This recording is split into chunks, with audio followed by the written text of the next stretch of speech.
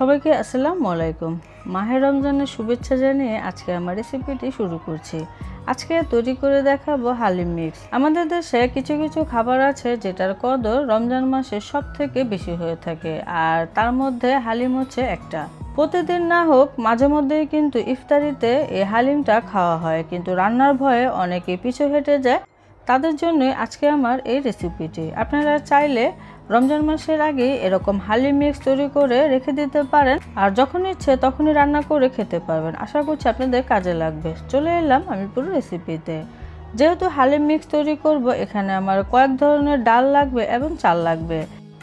এখানে আমি half cup পরিমাণে খেসারি ডাল নিয়েছি, যে ডালটা দিয়ে আমরা রমজান মাসে পেঁয়াজু বানাই বা ডালের বড়া তৈরি করি। আর এখানে আমি নিয়েছি হাফ কাপ পরিমাণে মটরের ডাল। এই ডালটা কিন্তু অনেক ছোট ছোট থাকে। এই ডালটা অনেকটা মুগ ডালের মতো দেখা যায়, কিন্তু এটা হচ্ছে মটরের ডাল। এখানে আমি নিয়েছি হাফ কাপ পরিমাণে বুটের ডাল। এই বুটের ডালটা দিয়ে আমরা কিন্তু তরকারি রান্না করে থাকি বা বুটের হালুয়া তৈরি করে থাকি। এখানে নিয়েছি হাফ কাপ পরিমাণে মুসুরের ডাল। এখানে আরও নিয়েছি 2/3 কাপ বা 1/4 কাপ পোলাও চাল। পোলাও চালটা কিন্তু এখানে অবশ্যই লাগবে। আরও এখানে নিয়েছি গম। হালিমের মধ্যে এই গমটা কিন্তু খুবই ইম্পর্টেন্ট। বড় বড় মুদির দোকানে এই গমটা পেয়ে যাবেন। এখানেও আছে 2/3 কাপ বা 1/4 কাপ। এখানে আমি মুগ ডাল নিয়েছি হাফ কাপ পরিমাণে, আর এটা কিন্তু কাঁচা অবস্থায় আছে, আমি ভেজে নিই। তবে হালিম মিক্স তৈরি করার আগে এটাকে হালকা কিছুটা ভেজে নিব। আমি কিন্তু গমটাও কিছুটা ভেজে নিব, এতে করে এগুলো একটু মুচমুচে হবে, আবার ফ্লেভারটাও ভালো আসবে। এখানে আমি নিয়েছি মাসকলাইর ডাল। এখানেও আছে 2/3 কাপ বা 1/4 কাপ। এই মাসকলাইর ডালটা কিন্তু আমরা এমনিতে ডাল রান্না করলে দেখা যায় ভেজে রান্না করি। যারা রান্না করে তারা তো জানেন। আমি আজকে হালিম মিক্স তৈরি করার আগে এটাকে হালকা ভেজে নেব। এ হচ্ছে চাল আর ডালের রেশিও।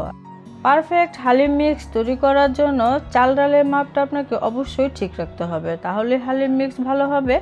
এই হালিম মিক্স তৈরি করার আগে এই চাল আর ডাল আলাদা আলাদা করে ধুয়ে আপনারা রোদে শুকিয়ে নিতে পারেন কয়েকদিন পর্যন্ত, এতে করে খুব সুন্দরভাবে শুকিয়ে যাবে।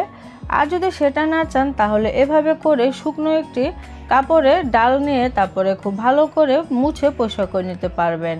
আপনাদের যেটা সুবিধা সেটাই কিন্তু করে নিতে পারেন। আমি আজকে কম করে দেখাচ্ছি যে ডালগুলো কাপড়ে কিভাবে পরিষ্কার করে। আপনারা বেশি পরিমাণে নিলে বড় একটি সুতির কাপড়ে তারপরে চাল ডাল রেখে সেগুলোকে খুব ভালো করে মুছে পরিষ্কার করে নিতে পারেন।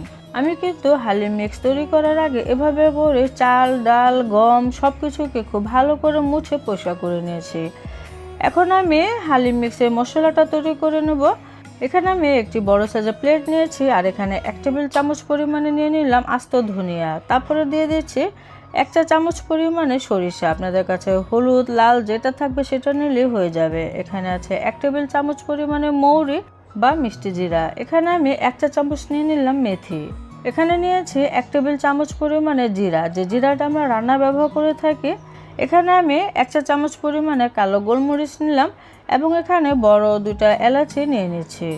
তারপরে এখানে আমি প্রায় 8 থেকে 10টির মতো ছোট এলাচি নিয়ে নিলাম।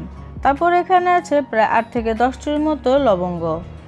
এখানে 1 টেবিল চামচ পরিমাণে আছে দারচিনি। এখানে জায়ফল নিয়েছি অর্ধেকটা।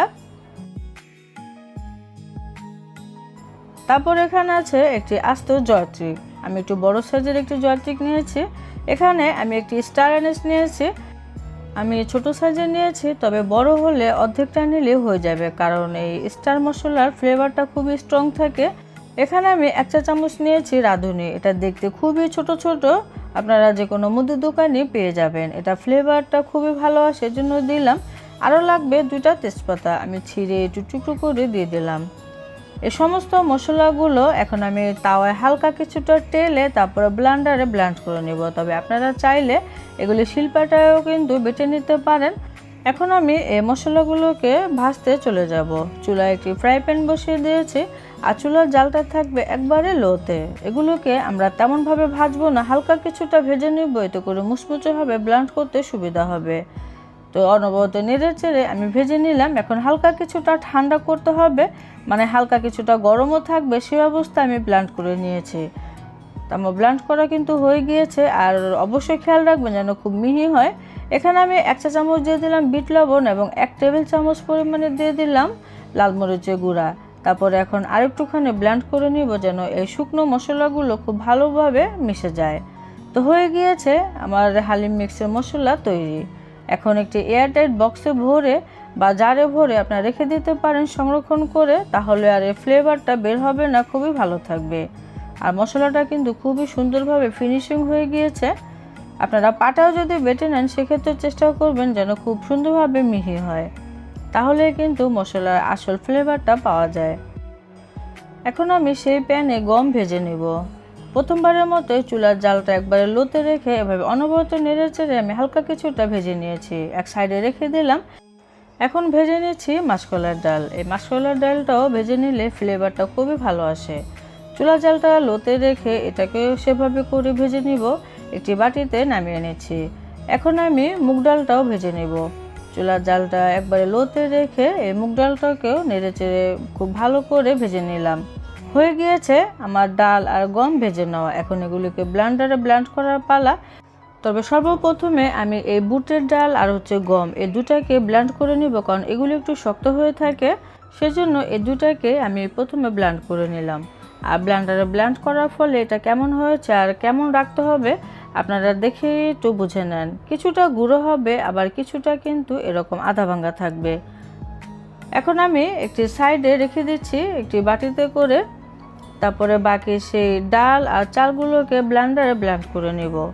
তো সমস্ত ডালগুলো দিয়ে দিলাম, তারপরে চালও দিয়ে দিব। আপনারা চাইলে অল্প অল্প করেও করতে পারেন, এতে করে মেশিনে বেশি একটা প্রেশার পড়বে না।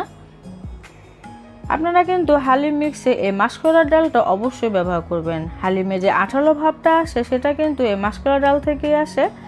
আমি দুইবারে ব্লেন্ডারে জারে ডাল আর চালগুলোকে ব্লেন্ড করে নিয়েছি। আমার ডাল আর চাল ব্লেন্ডারে ব্লেন্ড করা হয়ে গিয়েছে। এখন সবগুলোকে খুব ভালো করে মিশিয়ে নিলেই আমাদের হালিম মিক্স তৈরি হয়ে যাবে, যেটা অনেক দিন পর্যন্ত রেখে খাওয়া যাবে। আবার এটা পরিমাণেও কিন্তু অনেক হয়েছে। এখান থেকে আপনারা 1 কাপ বা 2 কাপ করে রান্না করলে পরিবারের সকলেই খেতে পারবেন, কারণ এই হালিম রান্না করলে কিন্তু পরবর্তীতে পরিমাণে অনেক বেড়ে যায়।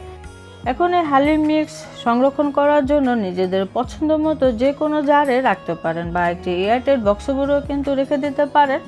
আমার কাছে যে কাঁচের জার ছিল আমি সেটার মধ্যে রেখে দিচ্ছি। হালিম মিক্সের এই মশলাটা খুব ভালো করে একটি এয়ারটাইট জারে ভরে রেখে দিতে হবে, এতে করে ফ্লেভারটা বের হবে না, খুবই ভালো থাকবে। এই হালিম মিক্স দিয়েই আপনাদের সাথে হালিম রান্না করে শেয়ার করব। আশা করছি আজকের রেসিপিটি আপনাদের কাছে ভালো লেগেছে এবং অনেক বেশি কাজে আসবে। যারা হালিম রান্না করতে ভয় পান, ঝামেলার ভয়ে, তারা এই রেসিপিটি ফলো করতে পারেন। আমি আশা করছি আপনাদের কাজ অনেকখানি সহজ হয়ে যাবে। আজকের রেসিপিটি ভালো লাগলে লাইক দিতে ভুলে যাবেন না। আমার চ্যানেলটিতে সাবস্ক্রাইব করে রাখবেন যেন নতুন নতুন ভিডিওগুলি আপনাদের কাছে পৌঁছে যায়। সবাই অনেক বেশি ভালো থাকবেন, সুস্থ থাকবেন। আজকের মতো বিদায় নিচ্ছি। আল্লাহ হাফেজ।